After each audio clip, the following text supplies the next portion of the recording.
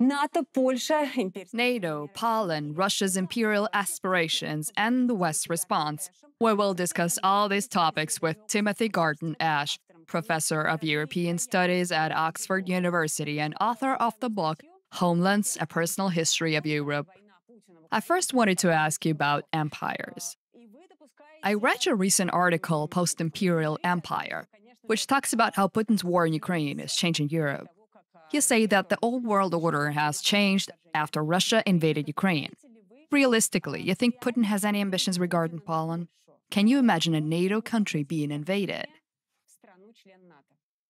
We are dealing with the decline of the last great European empire, the Russian Empire. And it's clear that Putin sees it in those terms, and those are the right terms to see it historically. He is already, in the case of Ukraine and Georgia and Moldova with Transnistria, reclaiming territories that once belonged to the Russian Empire. The NATO question is a different one. Whatever the historical claims, I believe that NATO is now prepared to defend every inch, every square inch of its territory. But can you imagine, given that I, for example, couldn't have ever imagined a situation like February 24th of 2022 ever actually happening? Could you imagine a direct confrontation between Russia troops and NATO troops? Is this even remotely in the realm of possibility? Never say never. Nothing is impossible. What is absolutely clear is that the United States in particular, and NATO generally, is doing everything it can to avoid that while helping Ukraine to recover its own sovereign territory. Those are the twin objectives of the West: to avoid a war with Russia, the Third World War, Joe Biden has said, and to help Ukraine. So what I think is much more likely is some sort of asymmetric action by Putin, an attack on an oil pipeline, a cyber attack, a massive disinformation campaign, something which is much less clearly attributable, because a frontal attack on NATO territory would demand a military response from NATO, or NATO is finished. What do you think was Putin's plan at the outset? What was he hoping would happen on February 24th, 2022? So, I think it's important, I'm sure, and by the way, I'm delighted to be talking to Russian and Russian-speaking viewers, because I think it's very important to keep the lines of communication open between the West and Russia. As I say in my book, I first met Vladimir Putin when he was deputy mayor of St. Petersburg in 1994, and he was already talking about the territories that he said were historically always Russian and how the Russian Federation had a duty towards them. So I think he imagined that he would reclaim more of the Russian Empire, and his big mistake was to believe whatever sources of information he had, or his own historical mythology, and believe that there were an awful lot of Ukrainians who would welcome Russian dominion back. And that was clearly not the case. So that's what I think that he imagined would happen. He would get the whole of Ukraine back as part of a Russian sphere of influence. It's interesting that you managed to cross paths with him, and thank you for saying what you said about the Russian audience. We think this is really important as well. You write that if the West was stronger during the Russo-Georgian War in 2008 and after the annexation of Crimea in 2014, things would have turned out differently and better for the Western world. But is the West being strong enough at this present moment? Are they doing enough to prevent the reestablishment of the Russian Empire? So first of all, the historical point is a really important one.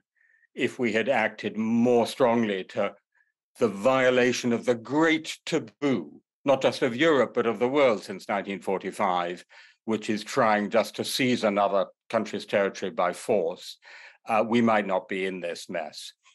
I am absolutely sure that the West is strong enough to defend itself. I hope that the West is strong enough to enable Ukraine to win back its own sovereign territory.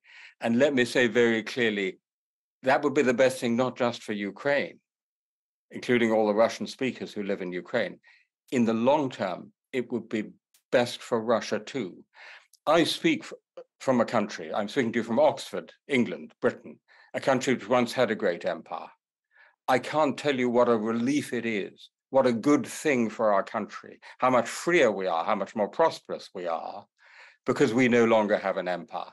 So I think it would be a liberation for Russia itself, not just for Ukraine, if Vladimir Putin was not able to restore the Russian Empire by force. And by the way, then you would have what we have in the English-speaking world, which is friends all around the world, from Australia and New Zealand to Canada and the United States and South Africa, in the English-speaking world.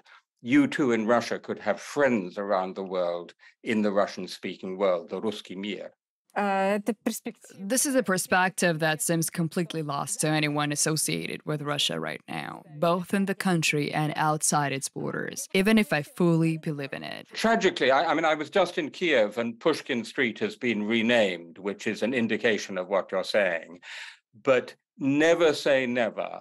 You know, throughout European history, nations have big ups and big downs. Think where Germany was in 1945. Think where Italy was in 1945. The history doesn't end. And I think it's really important not to rule out the possibility, not only that Russia could be a peaceful democracy, which I firmly believe it can be, but also that it could have good relations with other Russian-speaking societies or Russian speakers around the world. Ukraine is not being accepted into NATO and will not be accepted in the near future. Similarly, its status regarding the EU remains unclear. Do you think the integration of Kiev into Euro-Atlantic political structures is more of a risk, or more of a way for the Western world to defend itself from Putin's regime? In other words, is it beneficial for everyone to accept Ukraine into NATO and the EU, or is it more something that might provoke Putin and make a tense situation even tenser? Look, I'm not worried about irritating Vladimir Putin. He's done a lot worse than irritate Ukraine and irritate the rest of the world.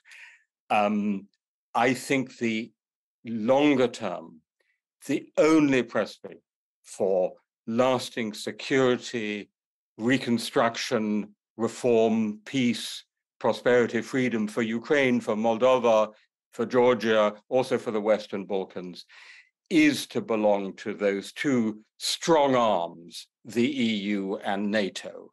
And I think that would be a good thing for everybody in the region because, you know, uncertain frontier zones, as someone said, gray zones are green lights. They invite ambiguity and conflict, okay? But let me be clear, this is going to happen step by step. You said Ukraine's not going to be in NATO anytime soon, but NATO, in terms of weaponry, in terms of support, is already very much involved in Ukraine. And one should have no illusion that NATO member states are going to give up on Ukraine. So it's going to be a gradual, incremental process over the next 5 to 10 years of Ukraine gradually coming closer to the EU and coming closer to NATO.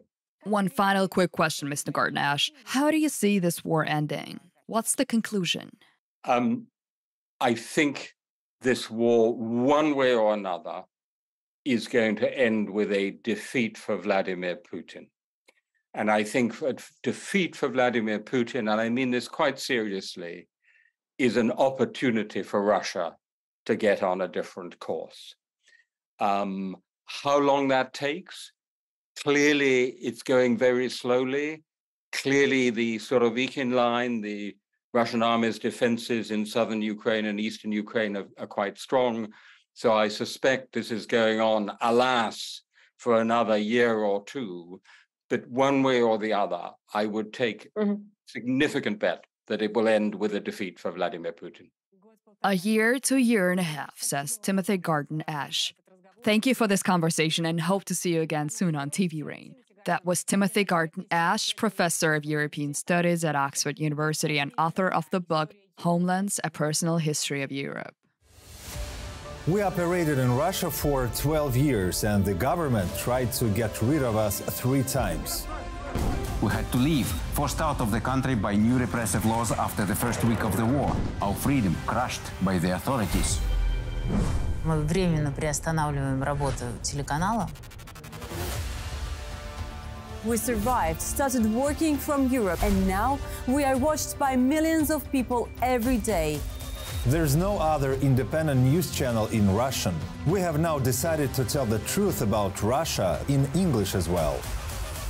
So that you could get news about Russia, the war in Ukraine, and Russian society directly from the source. We want to tell you firsthand what is really happening in Russia. Subscribe to TV Rain Newsroom on YouTube, and let's take a look at our future together.